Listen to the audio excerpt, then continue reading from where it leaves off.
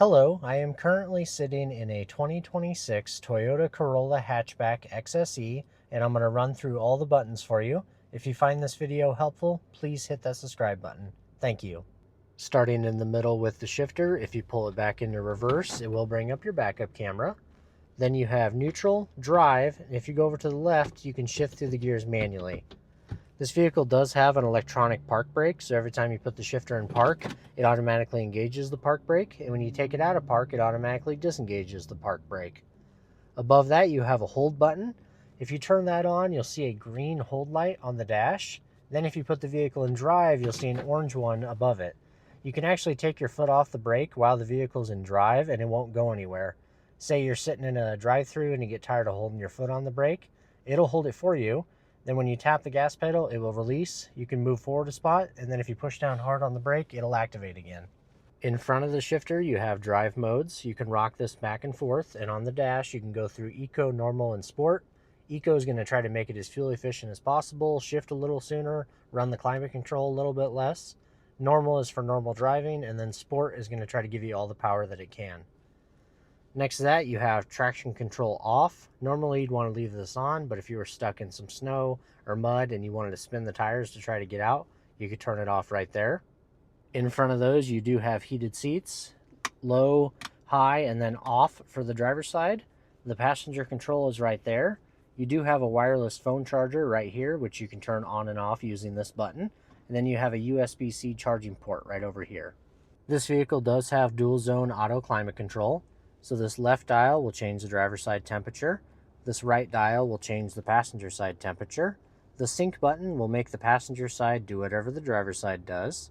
Then this auto button here is almost like a thermostat for your car. So if it's on auto 70 and it's hot out, it'll cool it down to 70. And if it's cold out, it'll heat it up to 70.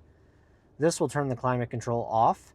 This will do front window defrost, so it'll blow all the air up on the front window. This will de-ice the back window and the side mirrors.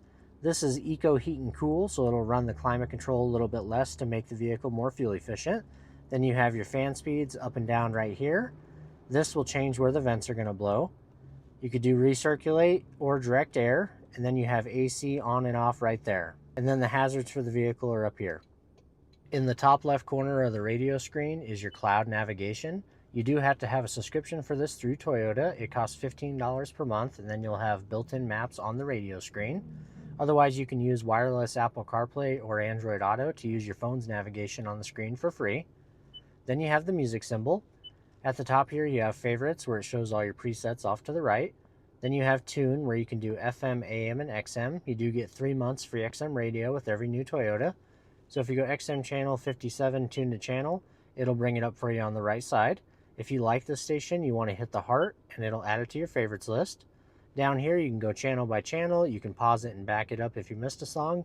You can even hit notify me, and if you like the artist or the song, you can check mark it and it'll tell you if it's playing on any XM station. Then if you hit the back button, you have FM, AM, and XM. This is for finding music. So if you're looking for XM music and you want rock music, it'll give you all the rock stations right there. Then the phone tab here will just take you to your Bluetooth, Apple CarPlay, or Android Auto, so you can have all your contacts on the screen. The vehicle tab here, you could do trip information like range to empty and miles per gallon that you've been getting. It also does vehicle alert where it'll tell you if there's anything wrong with the vehicle.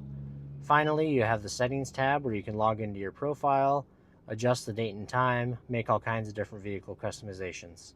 If you find this video helpful, here are a few ways to help support my channel. Please click that subscribe button and consider making a donation so I can keep making informative content. Thank you.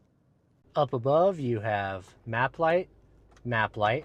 This will turn all the lights in the vehicle on, all the lights off, and then if the one that says door is pushed in, like this, anytime you open a door, the lights will come on. Then you have your SOS Safety Connect button. So if you get a flat tire, have some sort of emergency, you can flip this down, push the button, it'll call Toyota, and they can send help your way. Behind the steering wheel is the wipers. If you go up to mist, it'll do one swipe and then back to off.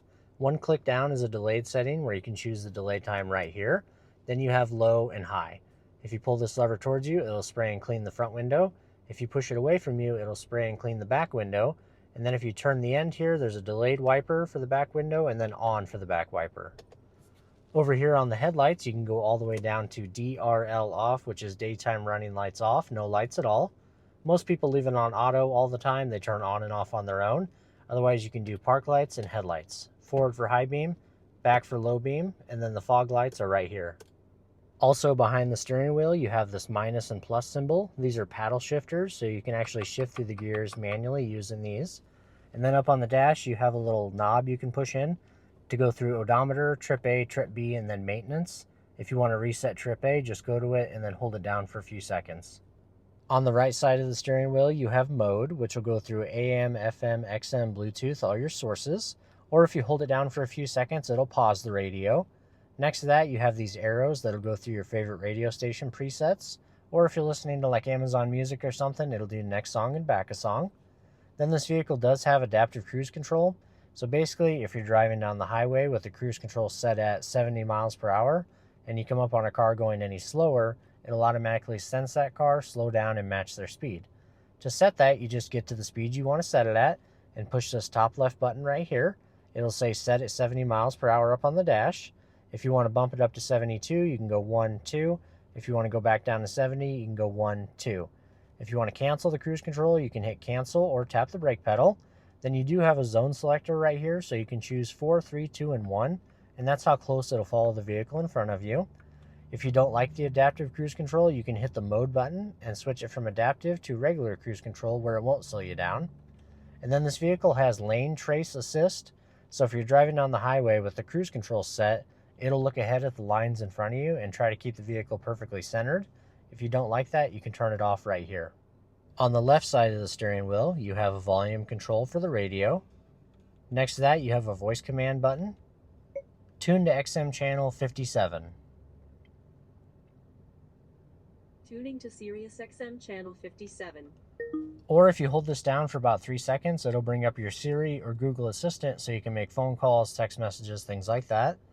Above that is a phone. If you get a phone call from somebody, you can hit this to answer it, hit it again to hang up.